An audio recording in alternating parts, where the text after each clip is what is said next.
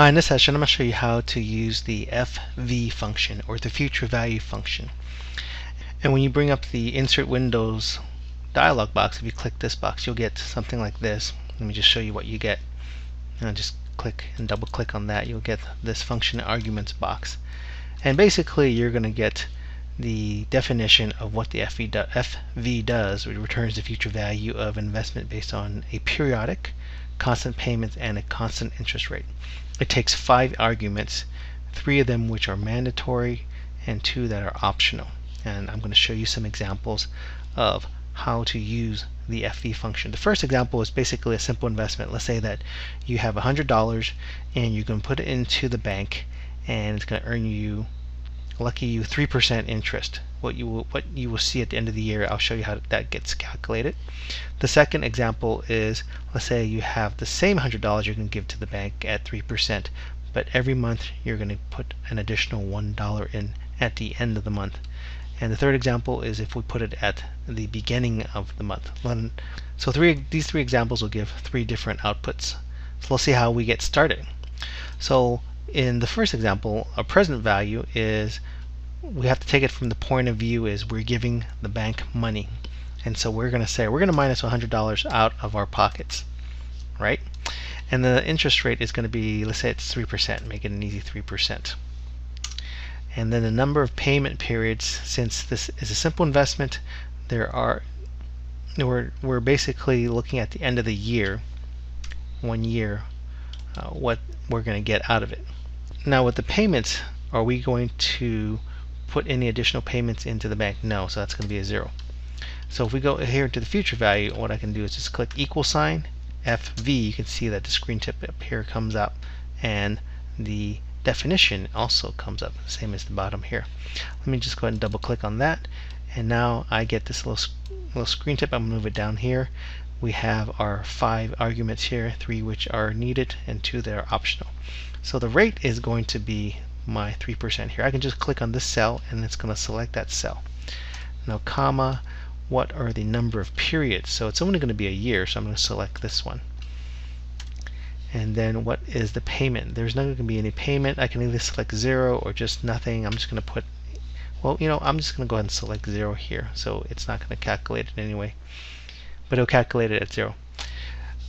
Comma, what is the present value? So the present value is, I'm going to bank account. It's going to see that I have given them $100. $100 comes out of my pocket. So the type is either going to be a 0 or 1.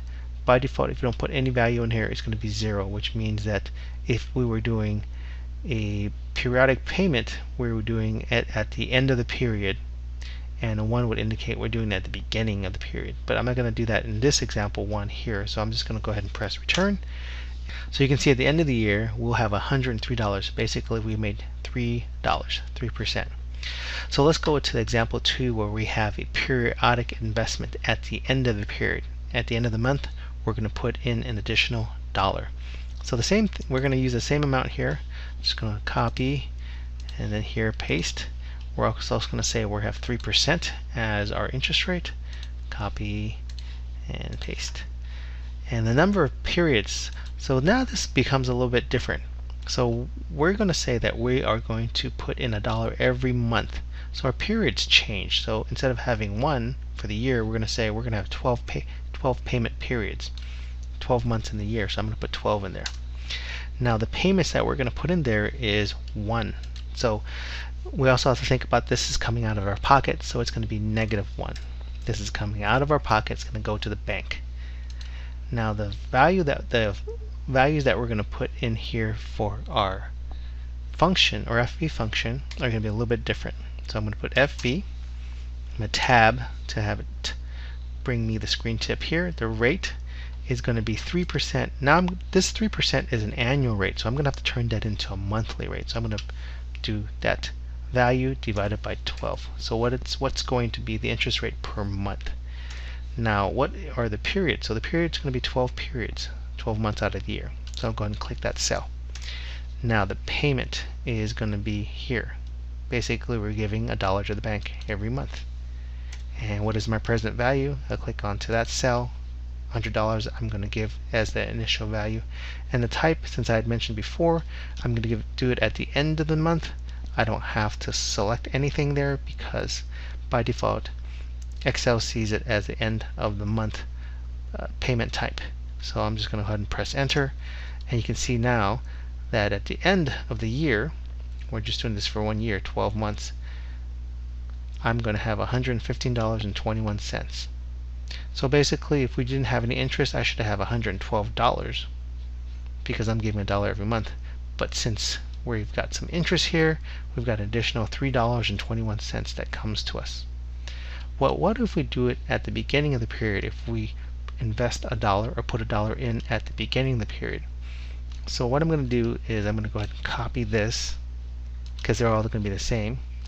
And go ahead and paste it here. The only thing that's different is the last value there.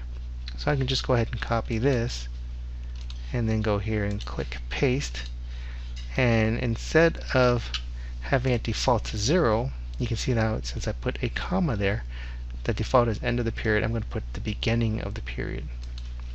Now I'm going to click that. You can see the ones in there. Press return, and you can see that the value is a little bit different. So if I invested $1 at the end of every month into that account, I would make an additional 3 cents at the end of the period.